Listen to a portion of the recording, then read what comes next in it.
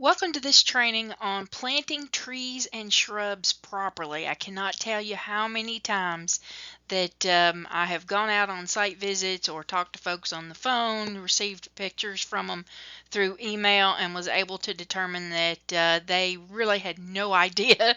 There's a lot of myth and folklore surrounding how to plant trees and shrubs properly and how to get them established. So I'm going to be with you for the next hour or so discussing some of the proper techniques around planting and establishing ornamental shrubs and trees in the landscape. I'm Dr. Whitney Elmore with the University of Florida Pasco County Extension Office. I am the County Extension Director as well as the Urban Horticulture Agent.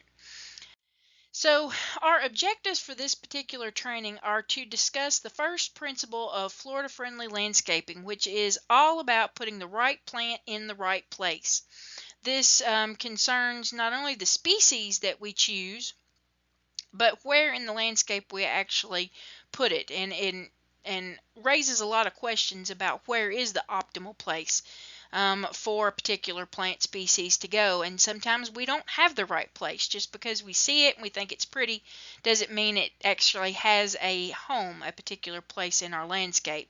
So we're going to talk about right plant, right place, about particular planting techniques, about the correct planting depths, about any potential amendments to the soil that you might be considering adding, mulching practices.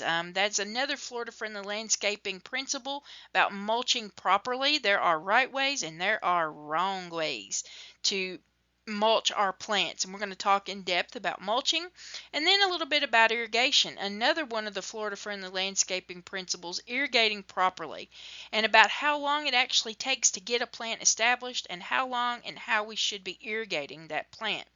Because again, a lot of different bits and pieces of information that people have acquired from family members, friends, neighbors over time, and especially other parts of the country that may have worked there but don't necessarily apply here.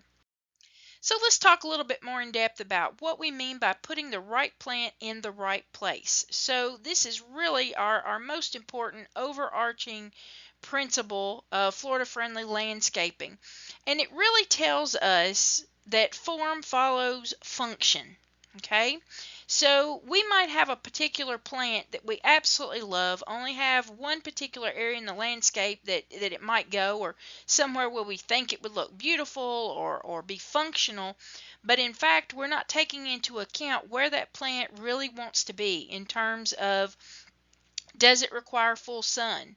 Does it require full shade or something in between? And full sun means at least 8 hours of the brightest, hottest sunlight throughout the entire part of the day. So partial shade is going to be things less than that, maybe 5 or 6 hours of full sun a day, or bright, hot sunlight, or maybe dappled coming through the canopy from trees that are higher up and bigger. So there are a lot of different things that we have to take into account when it comes to thinking about if a plant's going to be happy where we want it to go. And sometimes we determine based on these variables that it's not the right plant for that particular spot, and maybe we need to be looking for something else.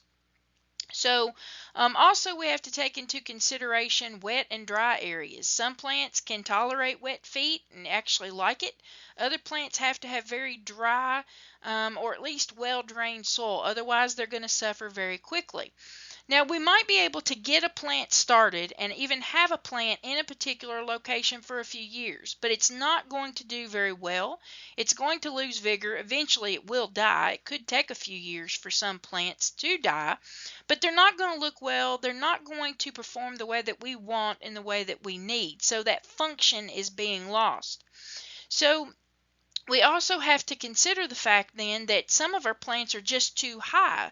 Their mature height is going to outgrow the space that we have available where we would like to have them. You see this palm tree here that has grown up into a power line. So obviously that plant should have never been put under that power line, or it should have been removed if the power line came in after the fact, because this was going to become a major issue, in some cases a structural issue, a safety issue.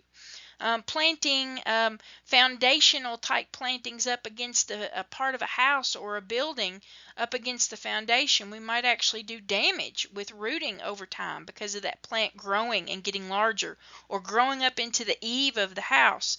And at the end of the day, we're going to have to remove that plant, or we're going to have some structural or safety issues that come into play. What oftentimes people will start to do, though, when they see these plants suffering in an area that it didn't belong in the first place, is they usually start out by thinking, well, maybe it needs more water.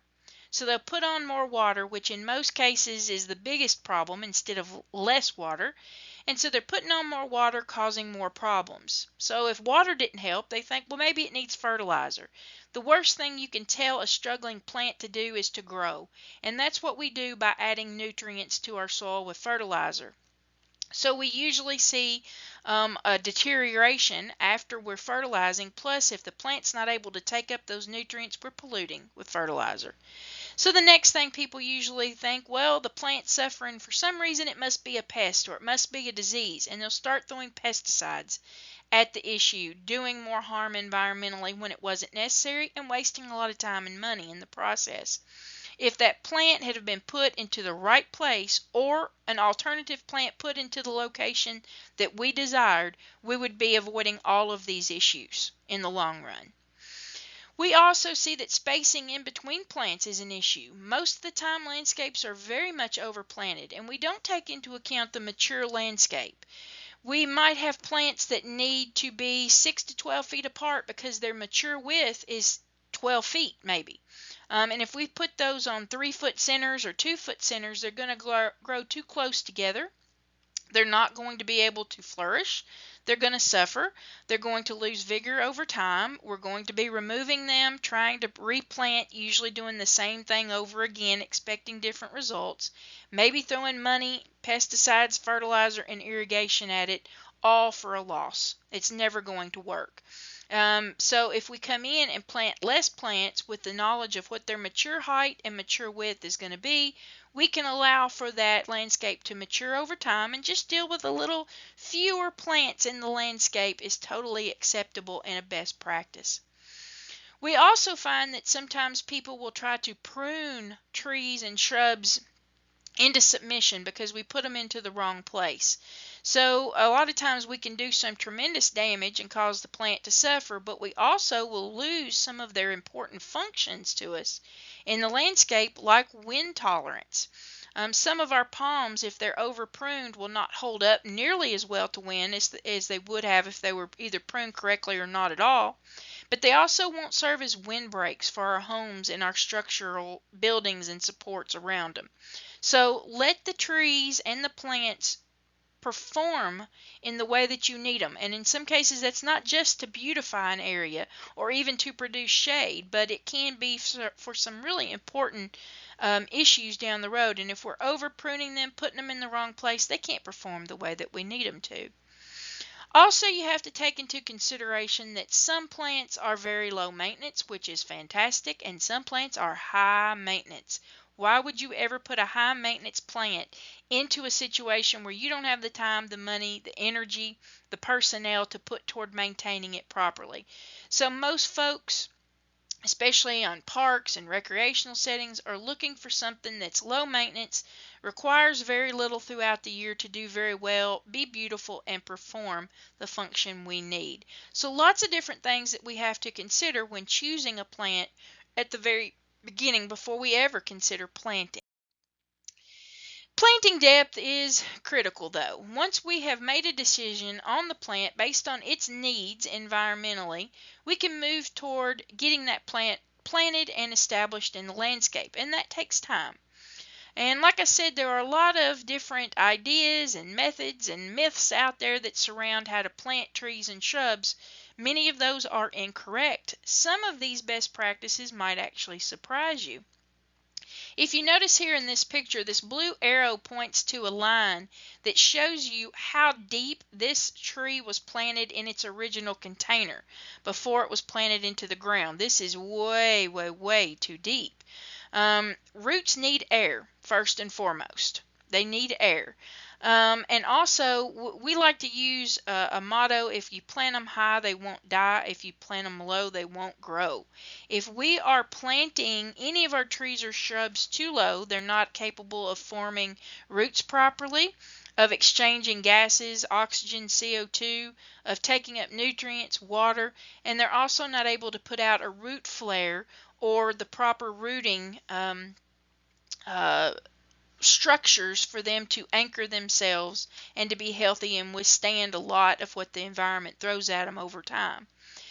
A good rule of thumb is to search out the topmost root, either in a container or in a balled and burlapped plant. That topmost root should be above the soil surface. We want it to be at the very top, exposed, out above the soil line when we're finished planting. In this particular case, even though you see that line on the plant, you can see it was several inches planted too deep, the uppermost root is still 2 inches below the soil profile. So we want to make sure that we're raising these up and planting them high so they won't die. This usually equates to somewhere around 10% of that root ball being above the surface of the soil. So we do have some exposed plant parts here above the surface. So general rule of thumb to help us with planting depth. Here you can see that topmost root in the far left picture showing you that it is exposed. After planting, you can see in the photo to the right lots of adventitious roots that have emerged from the base of this plant and are spreading out in many different directions, which is what we want. We want those uppermost roots to be exposed, getting lots of oxygen and capable of helping the plant anchor itself. Even palms. Palms are not trees. They're more closely related to grasses, actually, but they're kind of an overgrown grass plant, if you want to think about it that way. Even they have a topmost root, and those need to be above ground and exposed. In this case, you can see where the base of this palm has flared out as the roots have grown over time. This is very normal. A lot of folks will try to remove these. They think it's abnormal growth or something's wrong with the plant when it's not. This is actually very normal, and this is a good root flare actually, with a good percentage of roots above the soil surface. So very, very normal and very good for palms. Palms, though, can be planted and are often planted too deep. People will get palms of varying heights and want them to form kind of a row, all of equal height, and so they think they can bury them deeper or higher than they should be, and this can cause many, many problems in the future, especially a decline, if you will. You can see here that these palms were planted way too deep in the containers or in the palm nursery where they came from before they were installed, and you can see that line there where they were buried way, way, way too deep. So this is very normal, and you can see here in the palm photo on the right where there's a constriction at the base of this palm where there's not enough of the root tissue at the surface, and so that constriction makes for a major structural hazard, and this palm could go down, but also leads to a loss of vigor over time. And that's not what we're looking for. We're looking for a flare somewhat at the base of those palms to help anchor them and keep them upright. So here we do see another example. It's kind of a little hard to tell, but if you look at the measuring sticks, you can actually see that based on the root ball that this is still planted way too deep. We want to, in this case, before setting this plant, add soil at the bottom of the hole to raise it up to get that 10% of the root ball, the upper surface, up above the soil profile there. So, it's very easy to make these mistakes when we're setting plants. And some settling is actually going to occur as well. So the higher we plant them, the better. So that will allow for some settling. And you can see that uppermost root there on this plant is exposed, but the overall root ball will not be once we get this plant set. So it's not just about that uppermost root, it's also about the entire root ball, keeping about 10% of it above the soil surface.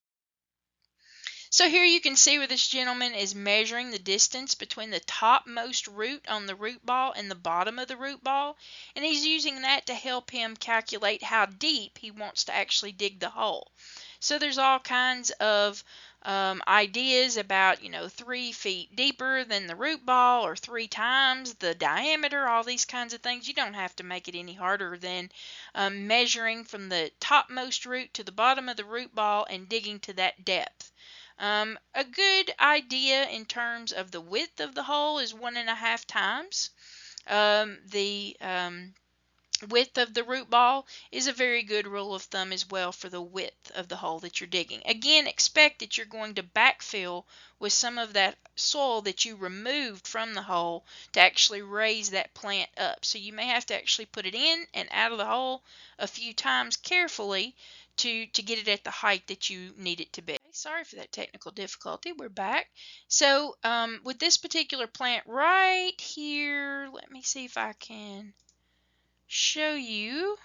So right around this particular area, we're going to have a lot of very fine small roots, and if we're handling that plant by the trunk or by the base, we're breaking up all of those roots, and that's going to do a lot of damage, and it's going to cause a lot more transplant shock, and it's going to be harder to get this plant established. So try working with the root ball by sliding it around, sliding it carefully into the hole and not dropping it in, trying not to break up as many of those roots as possible. So don't handle it by the stem or the trunk, handle it by the root ball. So here we can see a really bad situation where that root ball, we didn't really try to prepare it for planting prior to. And you may have some broken roots, you may have circling roots where the plant has become pot bound, where the roots are just kind of going round and round. This over time will girdle the stem and cut off the nutrient and water supply, effectively causing a slow heart attack for this plant. So you want to remove any circling roots, any broken or damaged roots, any roots that seem to be trying to grow straight up, not necessarily down and out away from the plant to serve as anchors. So remove those prior to planting. It's perfectly fine to snip those, prune those away right at the base of the plant. Otherwise, you're going to have a girdled tree down the road that's going to suffer, and it's going to lose vigor over time, and you're going to have to replace it. But this is completely preventable. Very common that we see this out of containers, and sometimes out of balled and burlapped plants as well. It can happen. So it's okay to open those up and break apart these roots and remove any of these that are not doing the plant any good at this point in time. So when it comes to the roots, research tells us that slicing the roots and cutting those doesn't really do any good to get the roots to infiltrate into the soil and get it established any quicker. We do know that it's acceptable to cut away a good percentage of the roots around the root ball and at the bottom of the root ball. It's acceptable to do that, but it doesn't really encourage any kind of beneficial rooting. What we need to be aware of is removing any of those broken or circling roots and getting those off, and any of those that might be going in directions that just don't look right. Getting those off and away will help the plant start to get established and root itself in a lot quicker. Also, it's important that once we get the plant into the ground, that there's no need to run a shovel around in there to try to break those roots up and try to get them in contact with the soil. It's more important that we're backfilling with the right type of soil, which is basically coming right out of the original hole, and not trying to add anything that would cause the roots to only grow into that new amended soil and not further out into the existing soil. It's not going to be able to anchor itself or take up nearly as much nutrients and water in this case. And again, it's going to lose vigor over time and not do very well. So not important that we slice away roots or any of that kind of stuff, but we do get rid of anything that doesn't look right. So rooting in these new plants, as you see here in this particular picture, this is from a study. It's showing where new roots are growing from a cut root that's diving down about 7 months after all of those were pruned away. So sometimes we might have roots that are growing up and circling. Removing those is very important, but new roots are growing in line here in this case with the cut root. So if we remove some of those roots away, they should start to grow out and away and serve more as an anchor to the overall plant. Here you can see a really interesting example, a maple tree where all of the roots were in the top 13 inches of the soil. So when this plant was planted, none of the roots were actually going down and away from the plant. They were pretty much all just sticking straight out. They were not removed to cause new roots to grow and go down into the soil as an anchor. So this plant is just going to tip over at any time, and it's not going to do very well in the environment as well. So this is something we definitely want to be avoiding, and we can do that by properly pruning roots when we're planting. So like I mentioned, amending the soil is really not necessary. Research has shown there's no benefit to it. It really is somewhat of a waste of time and money. And again, we find that the roots tend to stay in that amended soil and don't move away from the plant to help anchor it. So it can be a disadvantage to add any kind of amendments. And plus, you don't need to add any kind of fertilizer to that hole as well, because those roots are really not functioning very well or at all for some period of time, and so that fertilizer just becomes a waste of money and pollution that moves into our waterways, especially with our sandy soils. So amendments, fertilizers are not necessary. Just backfill with the soil that you took out of that original hole. So you do have some plants that don't have more fibrous root systems. They may have more of a tap root that goes straight down, with some adventitious roots that shoot off from the sides. You do want to pay attention to that and not remove those tap roots. If you remove those tap roots from certain types of plants, that's how they grow, you might actually kill the plant. So knowing a little bit about the normal anatomy of the plant will be very helpful. If you see that all they have are tap roots and nothing more, and that plant actually doesn't function very well with a tap root, needs some more of these lateral roots, these main roots, a little bit of snipping on those and pruning of tap roots can actually help the plant produce some of those lateral main roots that it really needs. So knowing something about root anatomy is important when it comes to individual plant species.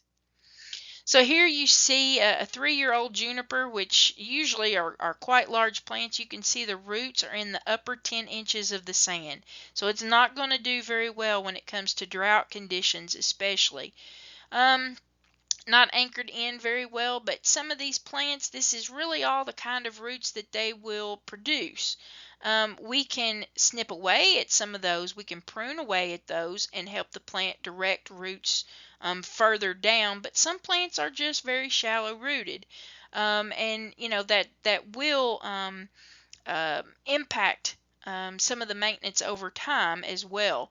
But you know, our trees and most of our shrubs are much more deeper rooted than anything you would see here, and the deeper rooting, the more resilient the plant's going to be over time.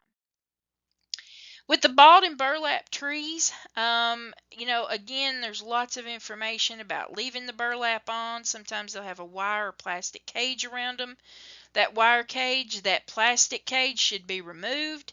The burlap can stay on, but you should remove it from the bottom of the trunk so it's not growing, the trunk is not trying to grow out into it where the roots are not exposed. And kind of the top 10 or 20% of that root ball, you should peel away that burlap so that the uppermost portion of that good 10% there is exposed and not contained within that burlap. But you don't really have to remove any of the rest of the burlap if you don't want to. It will degrade away slowly over time, but plastics and wire, you should remove those. So here you can see where, you know, with this particular case, they're planting this tree. It was initially planted way too deep. You can see the soil line on it, but you can also see that uppermost root leading away to the right. They are enlarging the hole in this particular case, trying to get this plant to grow out, set out some roots to grow out away from the plant. You do want to have good loose soil that will allow the roots to move into that area very quickly, but again, amendments would just keep the soil in that easier area to navigate. We want it going out into that native soil out beyond the root ball itself.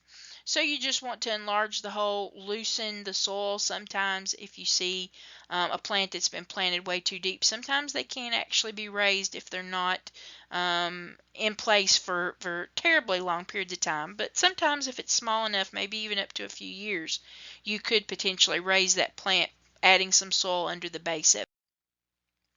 So whenever you're ready to plant, you have the plant high enough. You would just want to moderately backfill with the soil around the root ball itself. You don't want to get in there and dig down and compact that soil very heavily. It's not necessary. You will have a little bit of settling, but that's perfectly okay and acceptable. You want the soil to settle as much as it can on its own and not have a lot of compaction. You want air and pore space in the soil between the particles, so there's no need to stomp that down and just keep backfilling and backfilling. You just want basically around the base of that root ball to be backfilled very loosely. Once you've gotten that done, you can come in and water to backfill and settle that hole. That will help so that you can see if you have any cavities or areas that you do need to add a little bit more soil around the root ball. But water will help you do this. So use water, not the boot, not the shovel, to help you backfill your planting. So here is a really good shot where you can see that root ball, a good 10% of it is above the soil line. And that backfill soil has been added. You can see the difference in what came out of a container, and that original backfill soil is a little bit lighter in color, not so dark. And this ensures that we keep that uppermost root above the ground. So again, plant them high, they won't die. Plant them low, they won't grow. So keeping that upper 10% above the root line, the soil line, is going to help keep that uppermost root up there. But pretty nice picture here to see from an elevation view of the plant actually being above the soil line. This is completely acceptable, and this is what we're looking for. So let's talk a little bit about mulching. So again, like I said, there's right ways and wrong ways to mulch. And when it comes to mulch, we want to make sure that our root flare, so the base of the plant where the roots are originating, is able to move away and act as a sturdy base and anchor for that plant. We do not want to mulch right up to the base of that plant. We want to stay a few inches away from it. We want to keep that uppermost root exposed. We don't want to mulch over top of that. We've not backfilled with soil over the top of it, so why would we want to add mulch over the top of it? Now, mulch is very beneficial because it can help lock in moisture into the soil, and especially in a low maintenance area where you don't have the opportunity to irrigate very frequently, this can be very, very helpful, and also can help keep weeds away from the base of the plant where we don't get a weed eater or a lawnmower up next to it doing damage around the base of the plant as well. So mulch definitely has its place, but we want to make sure that we're not over mulching or mulching too close to the base, because we can cause rot, because we keep too much moisture or insects up against the base of the plant, and we want to make sure there's a lot of oxygen flow to the roots as well. So here's a really nice diagram where you can see about 10% of the root ball is above the soil line here. You can see the landscape soil, and then you can see where that mulch comes up to and stops. It really doesn't go any higher up onto the root ball than the soil profile, and it doesn't cover over the top of the root ball at the same time. So really important concept here to keep in mind. So take a close look at that mulch, and you can stop and record your video at any time. It's on demand, so take a close look at this when you have a little bit more time. This is a very, very good diagram to explain proper mulching technique. Sorry, a little technical glitch there, but we're back. So here you can see right around the base of the plant where this was actually planted too deep. You can see the soil line where this one has been lifted. You can actually see very, very slightly here where the soil line is around the base of the plant, and the mulch that leads up to it is not pulled up all the way to the base of the plant. You can actually see a little bit of a root flare even at the base of that plant where it's starting to widen out there at the base. So when we talk about mulching them, we want to make sure that we leave a water ring, 2 to 3 inch water ring at the edge of the root ball that will allow for any moisture that comes down or irrigation to find its way toward the root ball instead of away from it. Mulch should be no more than 3 inches deep. You can see the mulch here on each side of this plant is back away from the base of the plant. We've mulched out 2 times wider than the hole, the original hole, not the root ball, but the hole, so that any new roots, we could encourage them to grow out and away from the plant toward areas where there's lots of good moisture because the mulch has locked it in. Keeping the mulch good 2 to 3 inches back away from the stem or the trunk. I even prefer maybe 6 to 8 inches in some cases with the bigger plants. But no more than 3 inches deep for our mulch. And in some cases, folks like to just really pile it on and do something called volcano mulching, which is a no-no. This is way, way, way, way too deep. This is such a waste, first of all, of the mulch and the money, but it's way too deep. It's right up against the base of the plant and all the way up. It's basically like burying this plant. So these plants are going to suffer tremendously over time, losing vigor. They're going to suffer from no oxygen getting to the roots, and also a lot of pest and disease because the trunk is going to stay very moist and wet because of the ability of the mulch to lock in moisture. So please don't volcano mulch. No more than 3 inches deep and keep it back away from the base of the plant. Doesn't need to go all the way up to the edge of it. When it comes to irrigation, it's very critical that we are irrigating to get our plants established, meaning they can take care of themselves. An established tree or shrub in Florida, unless we get into a really, really serious drought situation, usually does not need supplemental irrigation. But when you're trying to get it planted and established, it will need irrigation. Typically, we're looking at watering daily at first, regardless of the size and the type of the plant to get it established. We want to be watering the root ball with a hose or by hand, slow and steady over time, not a big gush, because all of it's going to just go straight down or run off and not enter around the roots where the plant actually takes up water. We do not want to be watering the foliage. It's not necessary. Plants take up water through the roots, so that's where we want the water to get to and stay. We don't want to rely on a sprinkler system to provide enough water at first. We need to be hand watering for at least the first month, maybe 2 months, depending on the size of the diameter of the plant initially. The sprinkler system is probably just not going to deliver enough. Plus, we may have issues with heads. They may not be aimed in the right way. And if we're using drip irrigation or something, that water is just going to go straight down, doesn't spread out through the soil profile, and our plants are going to suffer because of it. To get plants established then, a 1-gallon tree, which is pretty small, a 1-gallon tree takes about 3 to 6 months to get that established. And we're looking at doing some hand watering throughout that time unless we're getting our normal afternoon rains. So the best time of the year is typically right when we're getting ready to have some of those big rains to plant so that we can allow rainfall to help us supplement with irrigation. A 3-gallon tree, 6 to 12 months. A 7-gallon, 1 to 2 years. So you can see that just irrigating one time or once every few weeks is simply not enough to properly establish our trees and shrubs. But again, once they're established, most trees and shrubs do very well on just our natural rainfall unless we have a very, very serious drought situation. So here's a little quiz for you. Which tree is set at the correct height? It's a little bit hard to see the one on the right, maybe, but you can kind of, if you take a really good look at it, see that it's going to be way too low. The plant there on the left is definitely looks like it's at or above the soil line, okay?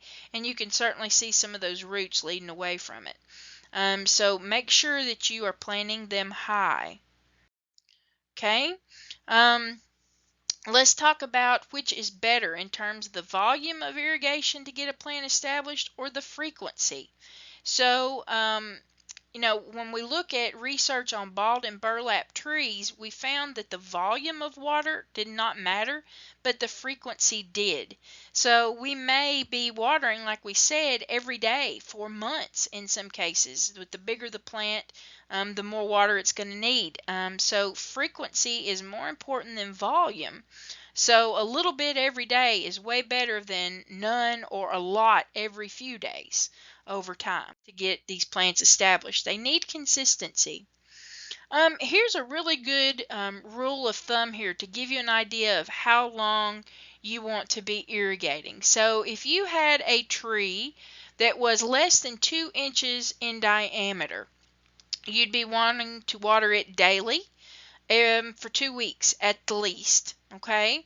Every other day for about 2 months, and then weekly until it was established. So that might be 3 to 6 months, somewhere in that area. For survival, an irrigation schedule, twice weekly for 2 to 3 months, it'd probably get by, but it's not going to do really well to get itself established. So if we want it to be a vigorous, healthy, growing plant, every day for about 2 weeks, every other day for 2 months, and weekly until it's established within that time frame that we had in that last slide. 2 to 4 inch daily for a month that we need to water, every other day for 3 months, and then weekly until it's established for vigorous plants. If we were just to irrigate twice weekly for 3 to 4 months, it's still going to barely get by if it does at all. And again, anything above 4 inches when we're planting it 6 weeks that we'd need to be irrigating it daily. Every other day for 5 months, and then weekly until established. And then if we were looking at twice weekly for 3, 4, 5 months in a row there, we might be able to get that plant to establish itself, but it's not going to be an easy task.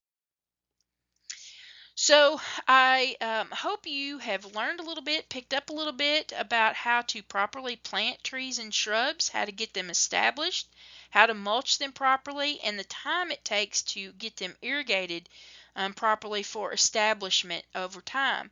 I mean, obviously we have some major issues when it comes to planting trees in the right place as well. So remember, right plant, right place. Sometimes the plant is just simply too big, either height or width, or its ability to produce roots, and we can end up with problems like you see here in sidewalks and roadways, which are completely preventable. If you've got